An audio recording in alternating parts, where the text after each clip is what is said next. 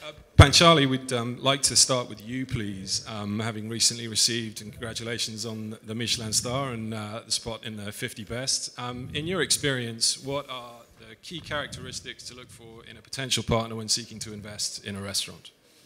Good morning, ladies and gentlemen. I think the first thing that comes to mind is that 1 + 1 should always equal to 4 in any partnership. I think what we understand is that both the parties should be able to bring something on the table that has a competitive and a comparative advantage that kind of fills in the gap for the other party and it creates a joint opportunity. And I think that is a market differentiator that will affect the longevity and the ROIs. But I think for every partner that we look for, there is always 3 V's that we intend to have. Is number 1 is the vision, of course, that the visions collide where you want to start, where you want to end, what the journey is going to be like. And whilst you're on that journey, the second V should be the value, the ethos, the pillars of strength that you should have within your partners and yourselves that will enable to have that journey together in your vision. And the third one should be the veracity, that should be an appetite and the hunger to grow, to expand, and be able to give that visibility and that strength to the brand. So this is what I would be looking for, and we look for our partners. Brilliant, thank you. Michael, I'm going to come down the road to you next, please. Some of the common challenges faced, particularly as the arch deal negotiator for Khozama, when negotiating those partnership agreements in the restaurant industry, how can investors and entrepreneurs overcome those obstacles and create and build and drive an enduring, mutually beneficial arrangement? Well, firstly, Charles, thank you for hosting this with us today, and it's a pleasure to meet both of you, Sebastian and Panchali, before this started. So I think, Saudi's been a fascinating market over the last few years, and I've been in the kingdom for 11 years now and have watched this steady growth and expansion over the last few years here. And what's interesting is looking at the amount of focus and optics that are on KSA right now, and there's almost 2 phases of sort of deal negotiations, pre and post COVID. I think there's a lot of optimism before COVID about coming in. There was a lot of bullishness around the market sector as well, driven predominantly by the main reason being all the various pop-ups that happened, which really skewed the market to a certain extent because you saw this huge demand of people earning a lot of money in a very short space of time over a month, and then really extrapolating that and thinking, you know what, that's going to be my revenue for 12 months. It is unsustainable, unworkable. So the first thing we try to do, I think, in our negotiations is be very open, manage expectation, be realistic, set the right tone, and I think the key to that is understanding the market dynamics, understanding the fluidity of the market, understanding what our competition is doing, and avoid what's happened. The problem you have, I think, right now is a lot of brands have been, and we had this discussion, especially you and I, sort of offline slightly, but a lot of brands really have been bought for way too much money. And that's the reality. And really that sets the wrong precedent. What does that do? That basically makes something unsustainable. You cannot achieve what you want to achieve in terms of your financial metrics or your core fundamentals. It just doesn't work. So that immediately puts that particular brand on the back foot. So what's key then is really managing that expectation, and there's 3 areas that I would look at, first and foremost on the negotiations, is getting the right optics on the right deal terms. That's absolutely integral, I think, to make money, both not only for ourselves, but also for the brand. Ultimately, it's about brand legacy and sustainability. It's about creating a legacy and not having a brand coming on board into the market that it doesn't have experience under, that doesn't work and goes. There are certain brands that haven't worked in the kingdom without naming names today, and this is probably the only city where these brands haven't worked. So the question is why? Is it location? And we know the various different reasons for that. So that's a key thing. I think secondly as well is making sure the operation's done the right way. So we insist on ensuring that these brands manage and operate with our support themselves within these restaurants. That's really, really key. They're the experts. They know what they're doing more so than we do. It's their brand. And one of the things I say in every negotiation that I undertake is I want, when they're sitting in the whatever restaurant it is, and obviously, we own LPM, we own Mamo, we own various restaurants. When you're sitting in this restaurant in Riyadh, it's got to have exactly the same experience, execution, food quality, service and expectation, and customer journey as it does in London, Paris, or New York. And if it doesn't achieve that, then we, as a group, have failed. They, as the brand, have failed. So that's really, really key in managing that process. And the last thing I would say then as well is supply chain.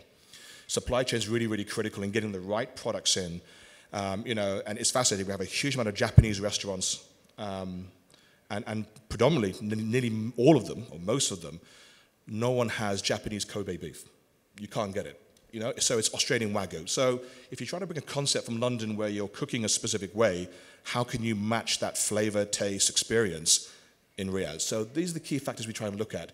Manage expectation with the brand, set realistic objectives, you know, look at it carefully, and create a strong relationship together, and then plan a careful rollout. Right. Thank you. Yeah, we heard anecdotally over the last couple of days of a brand that's coming over from the UK, and the territory fee was 10 million sterling. Absolutely. How can you build a sustainable business? Absolutely. It doesn't make any sense. No. Brilliant. Sebastian. I'm sorry. Just to add to him, actually, you're right, with the supply chain, I just forgot about that, but just opening a restaurant in India right now, and it has a little Japanese touch to it, it has been a nightmare for the sourcing and the ingredients that we want. So yes, I mean, we had a different expectation of how we want to enter the market and what menu, and my menu changed by 50% because I couldn't get my hands on the ingredients, and the chef was frustrated, but that's exactly managing expectations. Absolutely right. You know, we opened Youaucha, and I think, you know, we obviously, there's no alcohol, so Youaucha very kindly created, I think, 50 mocktails for us. So the ingredients list was something like 5,000 items, sourced from all over the world. So that gave us a huge headache, but of course you have to do it for authenticity and to create that right environment, because obviously each mocktail has been paired with a particular dish. So how do you ensure that that works? So, you know, our supply chain was critical in getting that done to make sure all the right ingredients were brought in. And by the way, we don't compromise. One thing I would quickly say is, if we have a particular, in one of our restaurants, a particular item that doesn't quite taste as it should taste, and, you know, myself and a few of our guys eat in our restaurants weekly. One, because we can, you know, we like the food, but actually, you know, we order the same dishes. And why do we do that? We check the consistency. Consistently checking to make sure it tastes right. If a dish doesn't taste right, as it has done previously, or in other restaurants around the world, it's removed from the menu immediately until we get it right. And I think that level of consistency and attention to detail is critical in ensuring, I think, long-term success for us and also for the brand. Sure. Okay, thank you. Sebastian, one for you, please. How can investors and entrepreneurs create a partnership agreement that clearly delineates roles, responsibilities, decision-making, etc., while maintaining the sense of flexibility that they need? You talked about the issue around supply chain and proprietary food items. For example, they're not available, or they're too hard to source, or whatever the challenge is. What are some of the ways that investors can overcome that? I mean, I think first and foremost, it begins with true communication. So transparent communication between the operator and the franchisee. First and foremost, it's understanding why the franchise wants to come in, why they want to license. So especially coming out of COVID, you have a lot of brands that have wholly owned stores. They want to mitigate their risk in coming into new markets, so they want somebody else to take that financial risk open for them. So first and foremost, it's understanding, are they in it for the short-term gains? Is it a money grab, which unfortunately some of them are, or is it really something where they believe in the long-term success within the KSA? They want to help invest in the kingdom, in the growth of food and beverage as a sector, and gain more exposure for their brand simultaneously. So I think it really begins with that understanding. Beyond that, we as the operators have to be flexible in terms of how we operate within the kingdom, because it is a very specific market, very different from everywhere else I've worked around the world. Even as close as Dubai, it's a very different market, so I think that we have to have a different approach to it. When it comes to the flexibility in having a strong partnership with those franchises, I think it really begins at the negotiating table. If they're willing to put skin in the game to show that they believe in their brand in the new market, that's very strong, albeit most of the ones who are in the KSA today do not.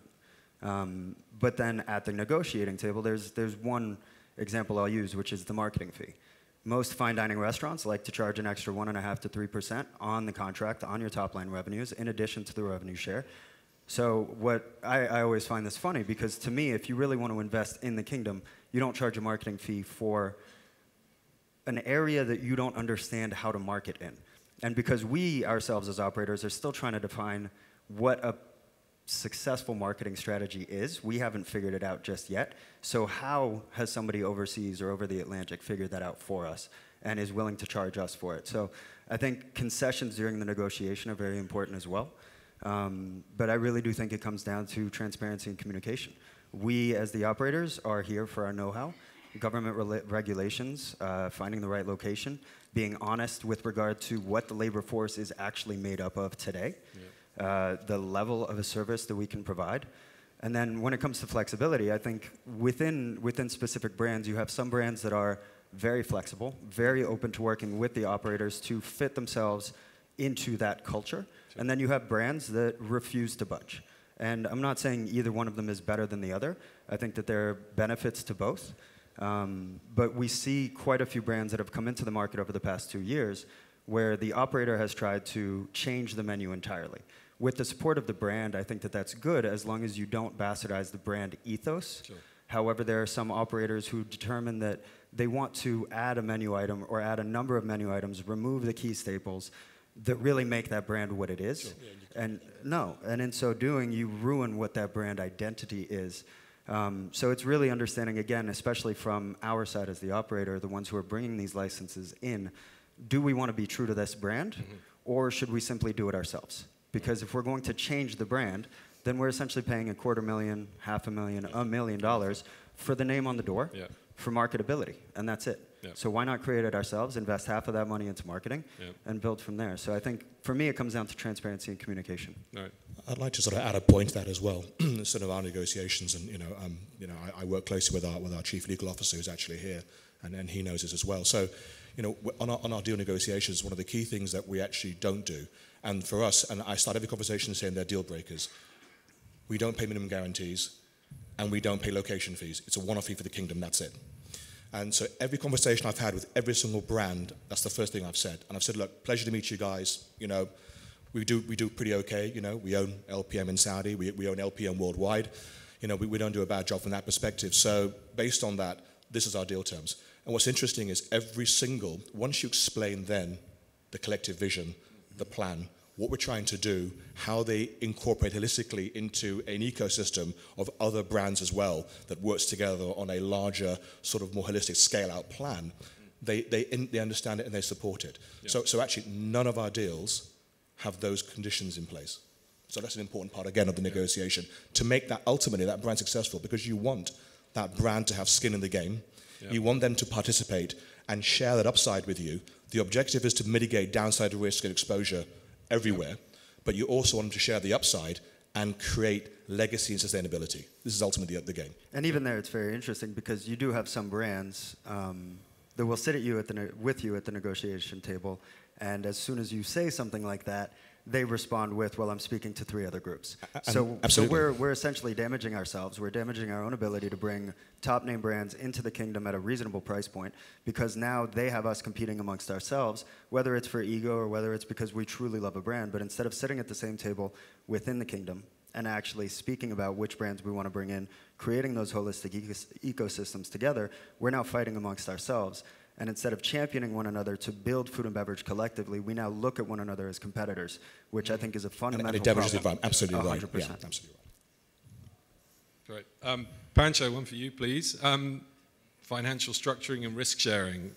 What are some of the best practices that you've employed or that you've seen in an agreement that balances the interests of all the parties and essentially makes sure that nobody loses out too badly, driving that long-term growth for all the key stakeholders, and again, fostering that long-term working relationship? I think the first and foremost answer to this question, and a very straight and a simple one, is don't be greedy.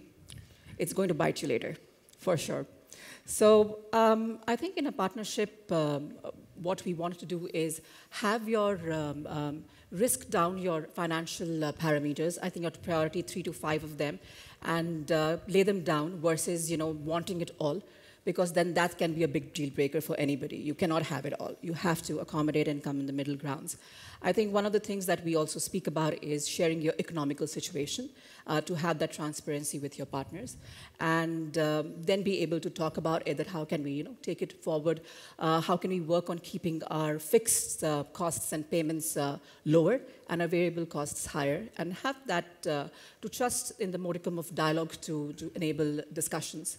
And I think pretty much that is, you need to understand as partners that together you should be able to share the upsides of the business versus taking all the growth risk factors on your own shoulders.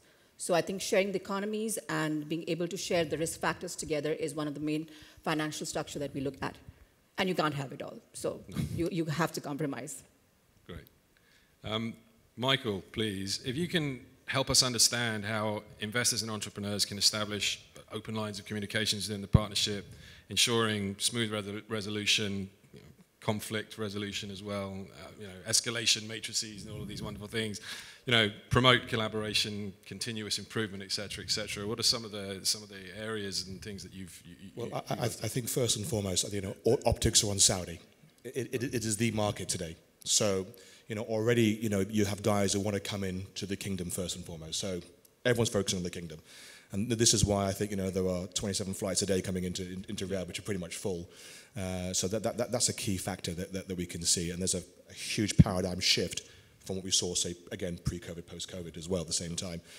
But, we tend to, from our own personal experience, we tend to have very close relationships, ultimately, that have enabled us to not go through to the point of looking at contracts. I think once you start going into a contract and start looking at sub-clauses, the relationship is pretty much over, I think, on the basis of that. Okay. So, we try and avoid that at that stage. So the amount of work that's done behind the scenes of talking to the brands continuously, and I talk too much anyway, as everyone keeps telling me, but the point is that, I'm continuously talking to brands, and every one of our brands, every single week. And by the way, not on business, on a social level. Mm-hmm. How's the family? Where you going on holiday? Building a relationship, building a strategic relationship, because ultimately every deal we're signing, and we haven't announced it at this event, but as I mentioned, we're creating a new F&B company. We've signed about another 9 groups that we haven't announced yet, coming to the kingdom, and all these relationships that we're creating, they've become friendships to a certain extent, but they're a continuous process of doing that. Yeah. To avoid the very thing that you want to avoid in the future is, not opening on time. It's a common practice. There are delays for multiple reasons. Yeah. When we look at a partnership, we look at a macroeconomic and a microeconomic situation. We look at what's happening within a particular district, our district that we own, all of this, for example, here as well. And we look at what's happening in the market. We know that there are delays everywhere. Sure. So we know that we have a roadmap, we have particular launch plans, we have particular dates, long stop dates on our contracts that have to be hit and maintained. Inevitably, by the way, we miss them. Yeah. And I'm the first to say, guys, we're slow, but the market is moving at a very strange pace. Things are opening, and you want to be careful what you do. Mm. And we want to avoid the mistakes. Everyone's talking about fine dining. I think we had this conversation. So everyone's saying we're bringing fine dining. And I've heard a lot of it here. And, fine dining is I think, a misunderstood sector. Yeah. It's a very, very small niche area with a very small demographic that can afford to eat in fine dining restaurants on a daily basis. Mm-hmm. The gap, really, in our opinion, is casual premium. Yep. That's where the gap is. The other problem I think you see here as well is building restaurants that are way, way too big. Yeah. I don't understand why there are restaurants that are 1,000 square meters upwards. It doesn't make any sense. It's a huge amount of capex costs, huge amount of manpowering of that as well, supply chain, staffing. And trying to get a restaurant with strong enough table turns. If you're not doing 2.5 table turns a night, that restaurant's empty, and it looks negative from the connotation as well, and that damages ultimately the brand. Mm-hmm. So if you look at something like LPM, which is 650, 700 square meters. The way we see going forward is smaller concepts in that more casual space that are more scalable, that don't have these issues as well. And I think if you can understand and mitigate those risks and share those risks and concerns with the brands from the get-go, from day one, then hopefully, and you're all aligned in that relationship, you don't need to get to the point where you're trying to, have conflict resolution, sure. or look at these various different things. To manage the relationship. Right. Just on that point, why do you think there is such a big gap? Why all the focus? We talked about yesterday, we put some slides up, some research on all of the headlines in the press that high-end and fine dining is getting. But clearly, very expensive to operate, very expensive all round.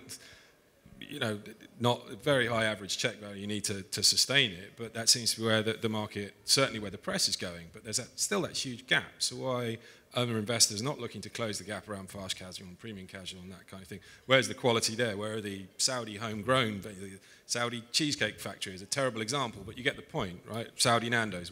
Absolutely. So, we actually created a concept called Maze, which is in Bujeri. Maze is actually our Saudi fine dining concept.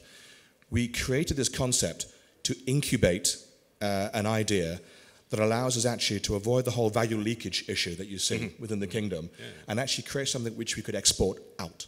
Right. Which was the key thing. Yep. Yeah. And take the cuisine out. You know, why can't you have Saudi fine dining cuisine or fusion cuisine in London, Paris, or New York, etc. And what's interesting from the show is we've had some interest in that already in some hotels around the world. But again, we're very careful who we partner with, you know, which is very important. But, you know, I think it's also what is the definition of fine dining? Right. I would struggle, I don't know if you guys could agree, but I would struggle to name maybe 30, 40 fine dining brands, you know, in its entirety. And I think that's also the misconception of what fine dining. Fine dining seems to be defined by price more than service, excellence, and quality of food. I think I can name probably all the brands that are yours. That's it. So. Exactly. Yeah. So, you know, so from that perspective, you know, it's something we're seeing. So, you know, I believe there's going to be a capitulation coming because it's, in my opinion, it's unsustainable. You know, in a sort of a 24-month time horizon. So I think, you know, where the market shifts over the next 2 years is hypercritical, and how that's positioned. You know, so you know when we look at a particular brand, you know, we've got quants, you know, quantitatives. Their job is to effectively analyze the data, and we do 15-year cash flows broken down on 6 key metrics and core fundamentals before we greenlight taking a brand on board. We share that with the brand to stress test, and we share with a third party to stress test. Okay. So we try and do whatever we can where possible. And of course, ultimately things, if they fail, they fail. You can't control that, but trying to mitigate that exposure and that, as I mentioned before, downside risk. Right, great. Sebastian, one last one for you, please. In terms of metrics, KPIs, what kind of things should be baked into these agreements nowadays with franchisees and brand owners, you know, to ensure that sort of transparent evaluation of the restaurant's success? You know, we've seen a lot of incentives and disincentives and audits and everything else. So you keep failing, fees go up. You keep improving, fees go down, that kind of thing. What are you seeing at the moment? But you use the key word here, which is audits. I think the right partner to begin with should be, especially from the brand side, the right partner should be somebody who's there to support you. Right. They should be a mentor to the operators. Many operators, especially in the KSA, although I think now we have a tremendous amount of talent in the KSA, to where we can begin building our own homegrown brands and stop going to the international community and importing brands here. We do have the ability now to start creating our own and cultivating our own, incubating our own IPs that we can then send internationally. I think that you need a partner who's not going to come in from a negative or a pessimistic perspective and judge you or sick a dog on you. I think they need to come in and support you and help you build that brand here so that you actually understand how to adequately and consistently deliver on the product that you've purchased. So the right brand partner is definitely there for more of a support mechanism. What I like about what Michael said with regard to what they do prior to bringing a brand on and the vetting process of bringing a brand on is the financial metrics that they put in place. I think that far too often, in what I've seen personally, what I've seen my colleagues do, is the company desires a brand so much that they forget that they have to do realistic budgeting prior to bringing the brand on board. Right. So they're willing to spend exorbitant amounts of monies, fees, sign-on percentages that don't make fiscal sense at the end of the day. Right. So they look at their top-line revenues. A lot of the fine dining restaurants that have opened over the past 2 years like using Michael's restaurants in Mamo and LPM as the standard bearer for what they are going to make in terms of budgets. A lot of the restaurants that come in, especially in the fine dining sector, base their projected revenues in Riyadh or in Saudi Arabia based off of what they do in New York, Las Vegas, Miami, London. It's a completely different market. I mean, we look at lunch here, it almost doesn't exist. We look at dinner, you get 1.5 turns max because everybody wants to dine after 8:30. So we have to be, as operators, very realistic in terms of what the financial expectations that we have are. In terms of building those metrics and having that clear, transparent communication with the brand and making sure that they don't expect something that's impossible, but also we have to put the onus of responsibility on ourselves, because if we go out and budget a 40 million SAR restaurant when we're barely breaking 1.5 a month, there's no way that we're ever going to drop anything to the bottom line. So I think that, again, for me, the metrics of responsibility when it comes to the brand itself is to ensure that they're supporting us and our ability to deliver on our promise to raise that standard of that brand in the kingdom. And for operators, it's to be honest about the expectations and how we can deliver in a country, in a kingdom, in a culture that they don't necessarily understand yet. Right. Great. It's a quick one for the whole panel, really. I want to ask the landlord question. How can investors and entrepreneurs manage that key relationship with arguably the second most important stakeholder to secure favorable lease terms? Panchali, you were talking about something earlier on, maintaining that positive, collaborative, empathetic kind of relationship.